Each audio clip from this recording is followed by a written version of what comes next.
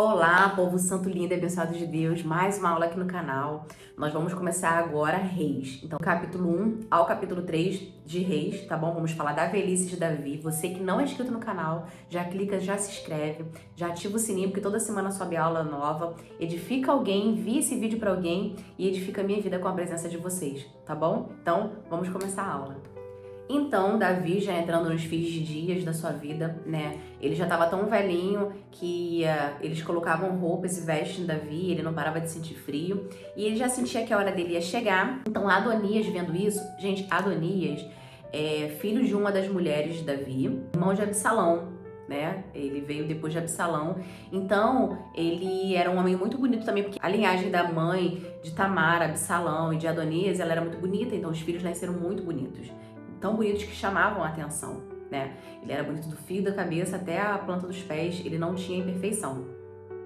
Adonias, vendo que o pai já estava na beira da morte, porque assim, lá seria, depois da morte de Davi, seria Absalão o rei, depois de Absalão seria Adonias, porque foram os mais velhos da linhagem. Né? Então Adonias pensou, se meu pai tá morrendo, então eu que vou ficar no reino do meu pai. E ele já separou 50 cavalos, separou os homens mais próximos dele e foram fazer uma festa, que a gente diria hoje que fazer uma churrascada. Matou vaca, matou boi, matou ovelha, matou um monte de bicho lá para poder fazer esse banquete. Só não chamou o profeta Natã, não foi convidado, nem Salomão, nem os valentes de Salomão não foram convidados. E aí eles ficaram sabendo disso, Natã ficou sabendo disso e foi até Betseba. Betseba é mãe de Salomão e falou para ela, Betseba, se Adonias ficar realmente no reinado, como ele está se elegendo o próximo rei, você e Salomão vão perecer, né? Então você precisa tomar providência sobre isso, porque Salomão precisa pro reinado. Foi o Senhor que falou que seria assim. E aí Betseba foi até Davi e falou para ele, meu senhor, o senhor tá sabendo o que tá acontecendo? Adonias se elegeu a rei nas suas costas e já tá fazendo festa e banquete em relação a isso. E eu e meu filho Salomão vamos perecer. Lembra da sua promessa que Salomão que ficaria no seu reinado quando você não estivesse mais aqui? Foi a promessa de Deus. Deus que direcionou isso, meu senhor. E aí Davi ficou muito irritado, muito furioso e falou assim, Natã, pro profeta Natã, Natã, pega meu jumento, pega os outros profetas, leva Salomão no meu jumento, unge a cabeça dele como rei e voltem para cá. E quando vocês voltarem, toque a buzina bem alta para festejarmos que Salomão vai ficar após mim no meu reinado, quando eu for embora. E assim aconteceu. E Adonias estava comendo, festejando com os outros homens e ouviu a buzina. E aí eles falaram assim, que buzina é essa? E aí um deles falou assim, certamente que Salomão é o rei, né? Elegeram Salomão como rei, Adonias foi voado até ele para poder saber o que tinha acontecido. E aí o rei Davi falou, não, porque Salomão vai ser o próximo rei, não você, Adonias, porque o Senhor me falou que vai ser Salomão. Então ele já está no meu reinado e vai ser ele, ponto final. Ele já foi até ungido. E aí Adonias viu que não tinha jeito, né? Que Salomão realmente foi ungido como rei pelo Senhor nosso Deus e pelo pai, o rei Davi.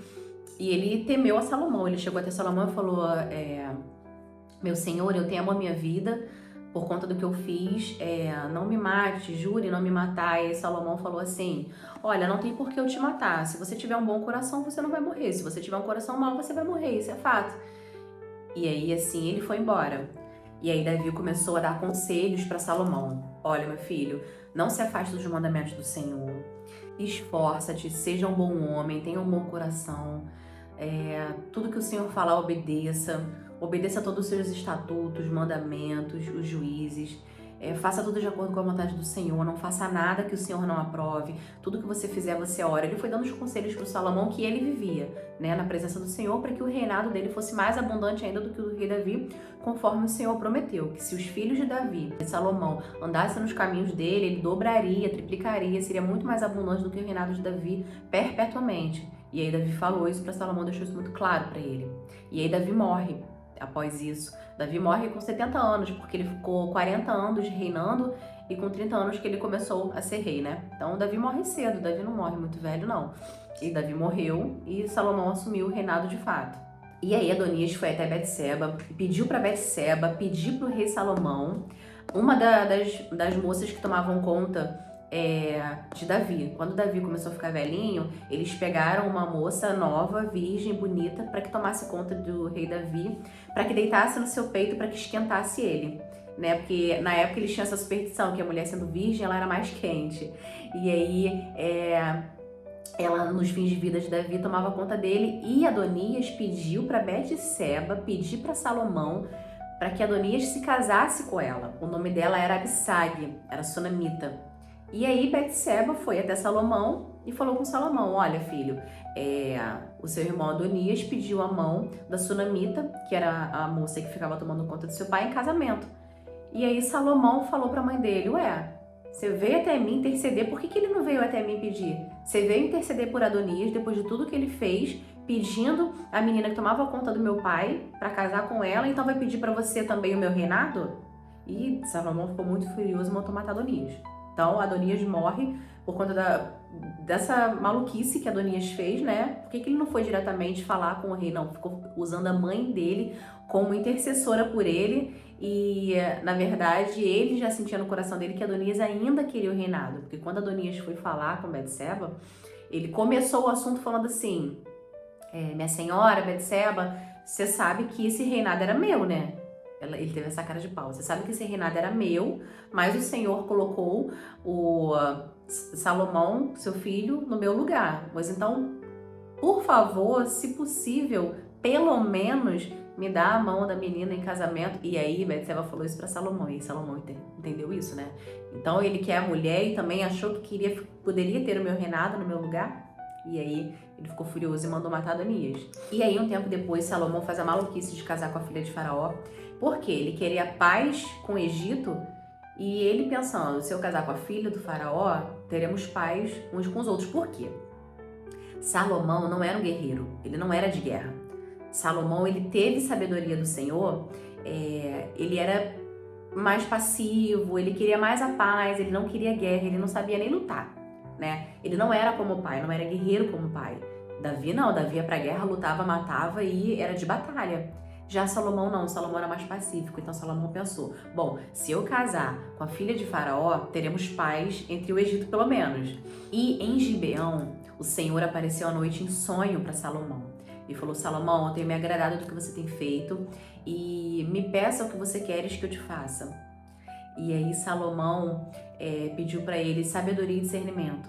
E ele falou assim para o Senhor: Senhor, não peço riqueza, não peço ouro, não peço nada. Eu peço discernimento e sabedoria para julgar entre esse povo o certo e o errado. Eu quero fazer o certo, eu quero andar nos seus mandamentos, nos seus juízos.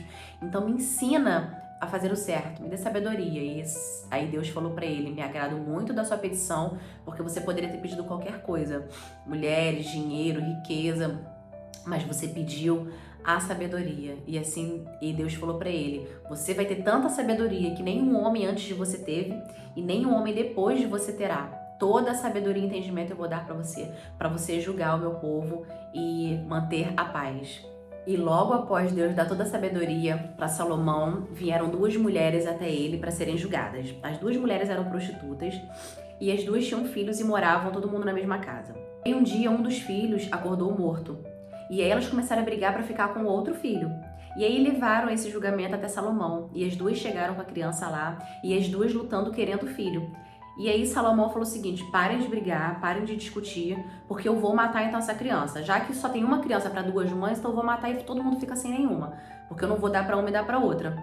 E aí nisso, quando Salomão falou isso: vou tirar as entranhas desse menino, vou matar ele, uma das mães falou assim: não, meu senhor, não mate o menino, deixe o menino vivo, então eu fico sem filho. E aí Salomão falou: então você é a mãe dele. Porque a outra que queria dividi-lo contigo não se manifestou. E você é a verdadeira mãe, porque a verdadeira mãe não deixa que seu filho morra, mesmo que seja para perder da sua presença, mas quer ele vivo. Nossa, isso é extraordinário, né? Mas foi assim que ele falou, e todo o povo de Israel ficou encantado com tanta sabedoria de Salomão, que viram realmente que a mãe que não queria que o filho morresse era a mãe verdadeira. Independente do filho tá com uma ou com outra, ela queria ele vivo. Extraordinário, né, gente? Mas é assim. É assim que Deus faz, quando Ele dá sabedoria pra gente, quando a gente pede discernimento e Ele dá, a gente começa a ter um entendimento que a gente normalmente não teria. E depois a gente para e pensa: nossa, como é que eu pensei nisso? Como é que eu fiz isso? É Deus que nos capacita, porque a gente pede e Ele dá. E Deus se alegra quando a gente pede pelos outros e pede por nós sabedoria, discernimento, Porque quando a gente tem sabedoria e discernimento, todas as outras coisas serão acrescentadas. A gente consegue alcançar todas as outras coisas, né? Não adianta a gente pedir para Deus, Senhor, abençoa minha vida financeira, mas não temos discernimento para trabalhar e viver e ter aquela condição financeira. A gente vai perder tudo. Então, o principal é sabedoria e discernimento. Não é verdade, meu povo? Então, nós acabamos aqui essa aula, Reis, do 1 ao 3. E fica aqui comigo, você que não é inscrito no canal já se inscreve, tá bom? Manda pro máximo de pessoas que você conhecer esse vídeo, porque vai edificar a vida delas e vocês me edificam com a presença de vocês. Deus abençoe abundantemente a sua vida, que a graça e o favor do Senhor esteja com vocês. Além dos vídeos, gente, vem e leem a palavra do Senhor também, porque Ele tem muito para falar com vocês, no coração de vocês, na mente de vocês através da palavra dele, tá bom? Então, para melhor entendimento, vê o vídeo, mas também ler a palavra do Senhor é indispensável se alimentar espiritualmente todo dia da presença de Deus. Nós não somos nada sem a presença dele, tá bom? Um beijo grande, fica com Deus, até a próxima aula. Tchau, tchau.